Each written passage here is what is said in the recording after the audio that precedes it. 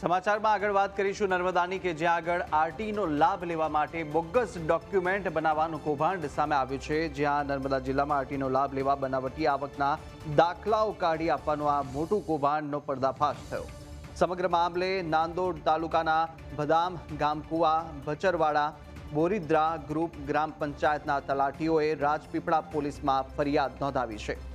કૌભાંડમાં અનેક સરકારી બાબુઓની સંડોવણી હોવાની પણ આશંકા હોવાથી પોલીસે એસઆઈટીની રચના કરી અને તપાસ પણ હાથ ધરી। તો સમગ્ર મામલે પોલીસે 100થી વધુ લોકોની પૂછપરછ કરી છે। એસઆઈટીની જે રચના બાદ પોલીસની ટીમ કૌભાંડના ફરાર મુખ્ય આરોપી દર્પણ પટેલની શોધખોળ કરી રહી છે અને સાંસદ મનસુખ વસાવાએ પણ બોગસ દાખલા કૌભાંડનો મુદ્દો उठाव्યો છે।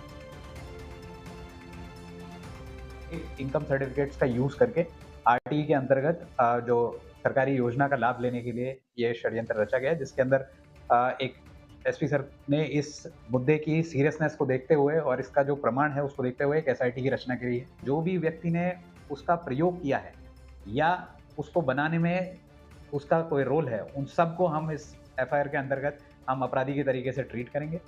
તલાટીના અને સરપંચના ખોટા સહી સિક્કા બનાવીને ઘણા બધા લાભો લીધા છે।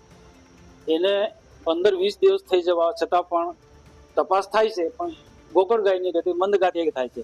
તો આજની સંકલનમાં એ પણ કલેક્ટર પોતાના એસપીને પણ કીધું કે ભાઈ આની ઝડપથી કાર્યવાહી કરો। જે પણ લોકો હોય એમ ધરપકડ તાત્કાલિક થઈ જવી છે। ભાગતા ફરે છે એમાં આખા જે એમને જે ખોટું કર્યું છે એમને દબાવવાનો કે એનાથી બચવાના ઘણા બધા પ્રયત્નો કરી શકતા હોય છે। કાનૂની રીતે બચવાના બધા પ્રયત્નો કરી શકતા, પણ ઝડપથી કાર્યવાહી થવી જોઈએ।